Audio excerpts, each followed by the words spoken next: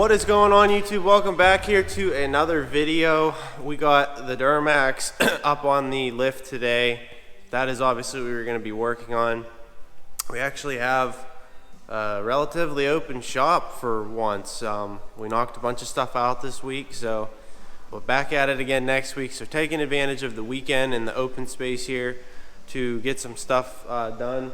We have been working a little bit on the excavator motor. I haven't really started filming anything yet because we haven't done anything too exciting. Mark has been filming, but we kind of have been figuring a lot of stuff out with that.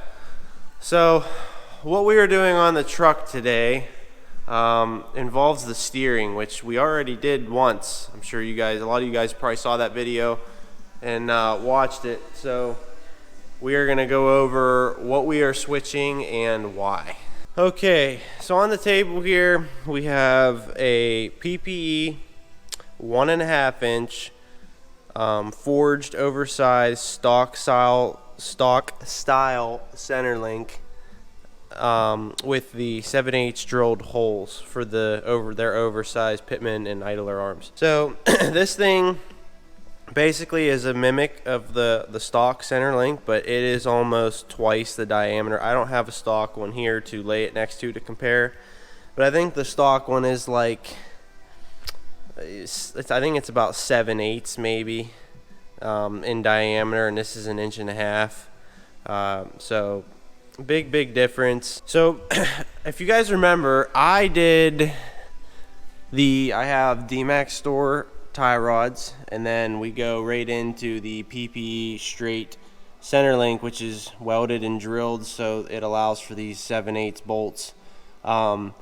This setup, in my opinion, is probably the most rigid setup I think you could do, because I need to get the wheels off, but everything is in a straight line. So as far as rigidity wise, this setup is awesome. But the biggest thing that we run into is, which they warn you of this, I just didn't think it was as big of a deal, but after driving with it for so long, it's very annoying, and it really takes away the usability of the truck. So when you go to full lock one way, it rubs, and it never rubbed before, so like you can see how bad my fender flares are on each side.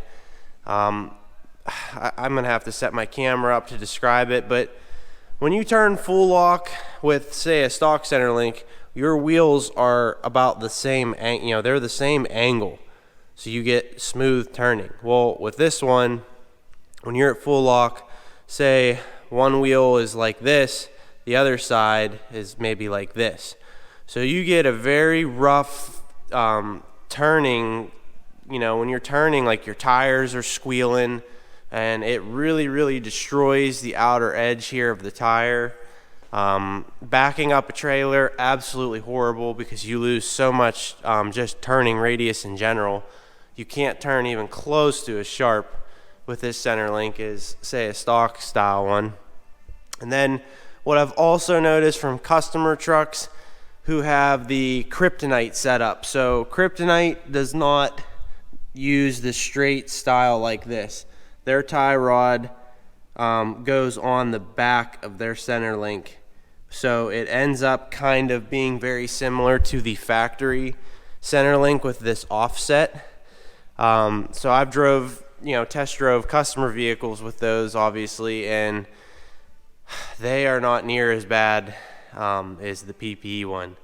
Like I said, again, I think if you are drag racing and sled pulling a lot, this setup that I have, in my opinion, is the nicest setup that you can get to just bolt onto these trucks and go.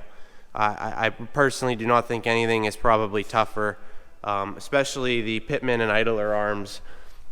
They are so big and so beefy, like it's just insane. So I'm glad I can at least still use that stuff with this, and this will still be perfect. I asked the guys at PPE, they said this thing will support 800 horsepower. I personally think it'd probably handle more than that. The thing is massive. I don't see how this thing is ever gonna bend or flex, but yeah, I'm just excited to have a truck that can, turn again like a normal truck, because this totally isn't worth it. You chew up your tires. Even like if you're pulling into a parking lot somewhere, say you're trying to get into a parking spot, your tires are squealing. It sounds like you're like doing a freaking burnout or something. Like you get like unwanted attention. I don't really like that. It's kind of like embarrassing in a way. It feels like your truck's like falling apart. So I don't know. I'm excited to get it back normal. We'll have to get it aligned obviously after this, but so basically to start, we're gonna get the wheels off, and we'll start just disassembling it. It's literally just we gotta undo the tie rod from here, the shock absorber, or the steering stabilizer, and then these two nuts here, and then she will come out. I might take the tie rods out with it. I don't know. We're gonna see. Excuse me. What looks easiest there when we get to that point. So we're gonna get the wheels off first here.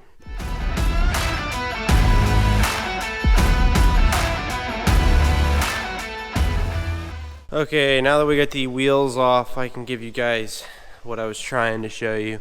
So you follow the tie rod, and you go up in there. Like I said, you see everything is in a straight line. So as far as rigidity wise, the setup's pretty pretty solid.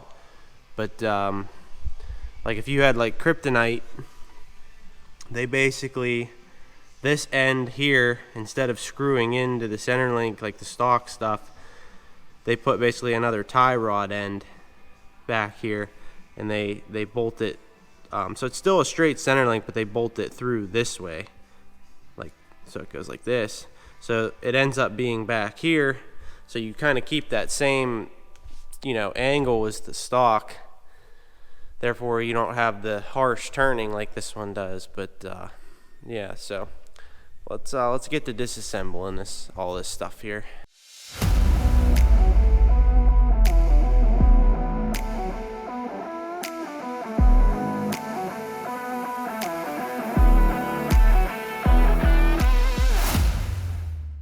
Alright, so we got the center link set up out. So you can see side by side, these two are about the same size roughly, and then you can see that they both have the oversized holes, the stock style one and everything. But you can obviously see the difference, like how much more of an angle this has to come out and create to give you that stock style steering. But like I said, rigidity wise, this is an amazing setup. But I don't foresee my truck being that powerful to actually need this for a very, very long time. So I'm not going to leave it in here and kind of ruin a lot of the usability of the truck when I don't need it. I think this will take care of me maybe forever, if not for a long time. So I've always said I wanted to make this truck like 1,000 horsepower, and we still may someday, but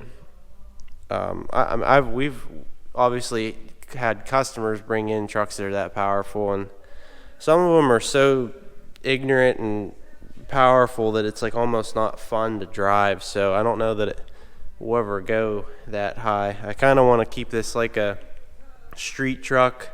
They can still do some things, but I want it to be fast and powerful eventually, but I don't want to make it to the point where I can't use it for anything, So let's work on getting these tie rods off this center link and getting them hooked up to this one, and we'll get start getting this new setup in. Every job with oversized components involves oversized tools.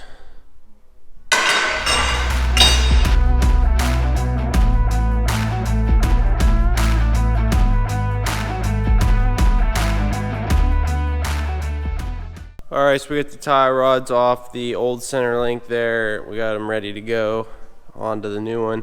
So when doing these here, you can kind of see I had Loctite on them before. You always want to make sure you Loctite these.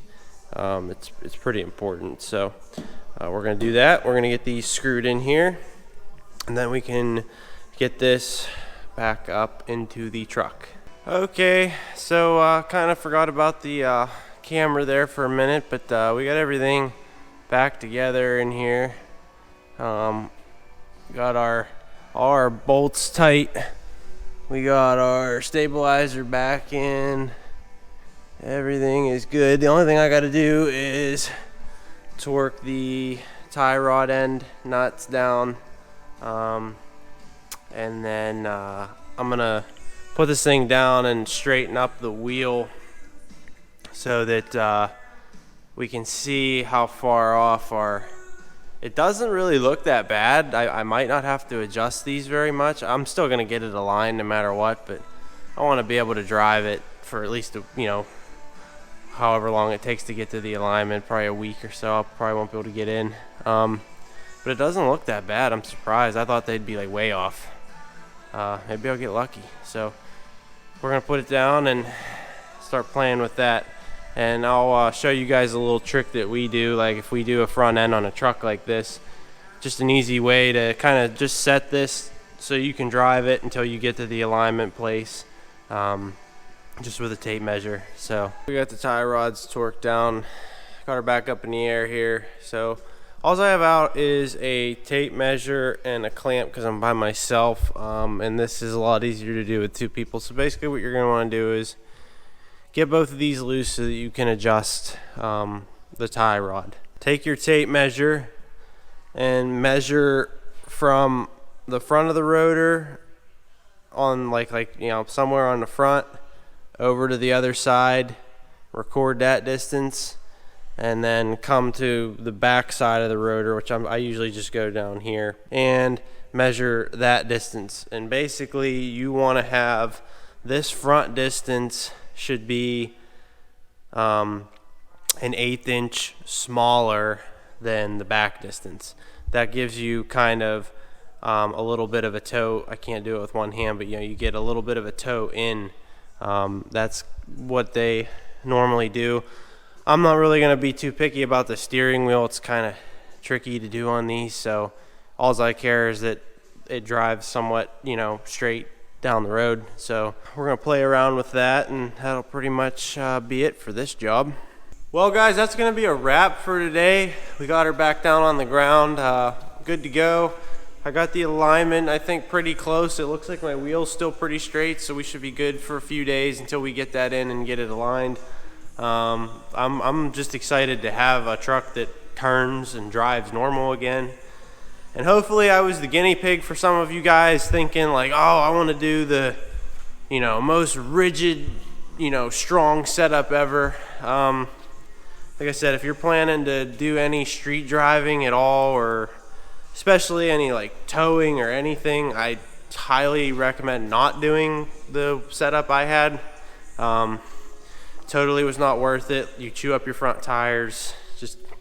I think this setup is going to be fine for me for a very, very long time, if not forever, even with my power goals and everything. So, but yeah, like I said, I just hope maybe I helped one of you guys from, me doing it and having the bad experience. Maybe it'll, avoid one of you guys from doing what I did. So, but with that being said, guys, I really appreciate the support to the channel, and thank you for tuning in to another video here. If you haven't already, please like and subscribe. It helps me out, and we will catch you on the next one, guys.